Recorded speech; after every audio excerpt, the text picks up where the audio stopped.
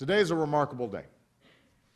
Today we come together as a global community across continents, across faiths and cultures to renew our commitment to ending the AIDS pandemic once and for all.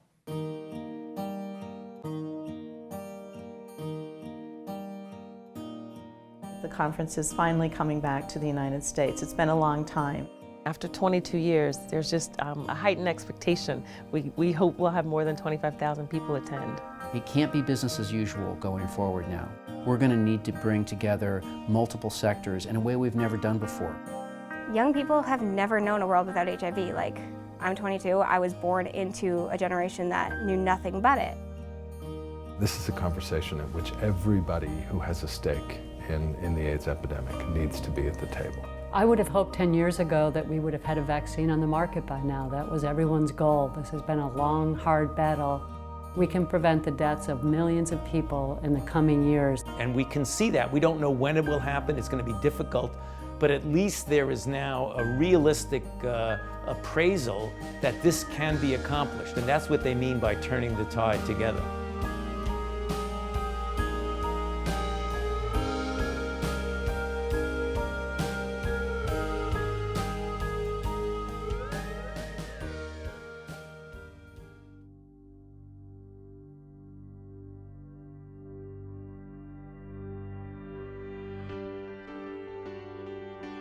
There's a good chance that people are going to, when I say what was the most significant conference, that they're going to name either the Vancouver conference in 1996 or the Durban conference in 2000. Probably the most transforming of the conferences was in 1996 in Vancouver, where the results of the first trials that clearly showed that combinations of drugs could actually bring the viral load to undetectable levels. We didn't know at the time how good that would be, but we know now, this past year and the year before, that when you follow patients now for 10 or 15 years following the initiation of therapy, you can actually project that they will have a normal lifespan.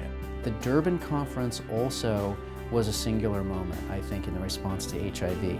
There was progress in terms of getting drugs to people and saving their lives, but an incredible mobilization by people in Durban, from South Africa, but also from around the world, marching in the streets, demanding access to life-saving drugs, whatever it took to get them. It was a moment when people really took ownership, I think, of the need to get medicines to people and to make this a truly international response. I know the American people recognize, too, we have an AIDS crisis in our own country.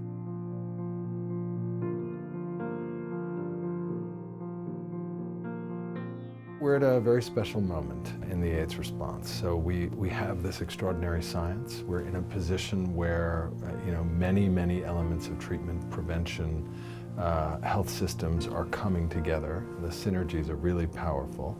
And at the same time, AIDS has fallen off the global agenda in a significant way. Of course, the global financial crisis has impacted the funding. We are now in a position where we actually think we could turn this thing around, and we're out of money. We not only can afford to fight AIDS, but we can't afford not to fight AIDS. There's too much at stake for ourselves and for the world. The dangers of putting AIDS and AIDS relief on the back burner is that we will roll back all the successes and find ourselves tackling the same crises and emergencies that we have found ourselves in for years. So right now the world is looking towards the 2012 International AIDS Conference to be the culmination of that building up of the science and the public health policy to really try and put an end to the epidemic. The homecoming to the United States is occurring after 22 years because of the lifting of the discriminatory policy of a travel ban against allowing people with HIV to enter our country was lifted. So it represents a human rights victory.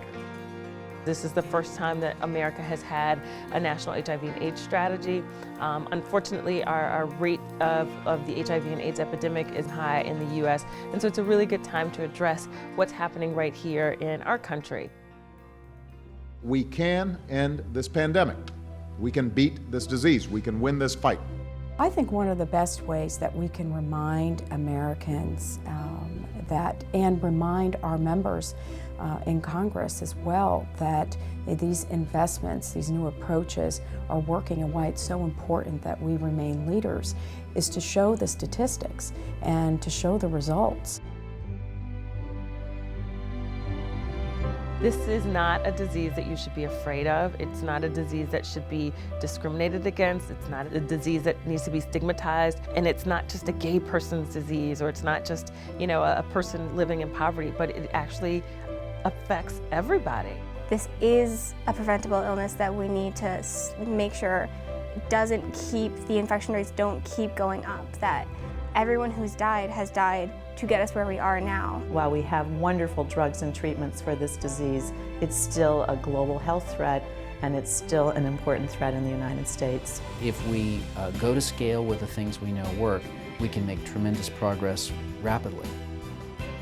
This doesn't have to go on. We can end the epidemic. Our goal for the conference is global, national, local, and that's the world, that's the United States, and that's right here in my hometown, Washington, D.C. It's always been there, and we're striving to make sure that it's not there for the next generation. In 20 years, I'm kind of hoping that I work myself out of a job. Nothing about it is a quick fix. Nothing about it is going to be easy. We don't have every tool that we need to end this epidemic, but we have enough to start bending the curves of incidence and mortality around the world. And we've got hope in terms of finding both a cure and a vaccine that can eventually bring us to the end.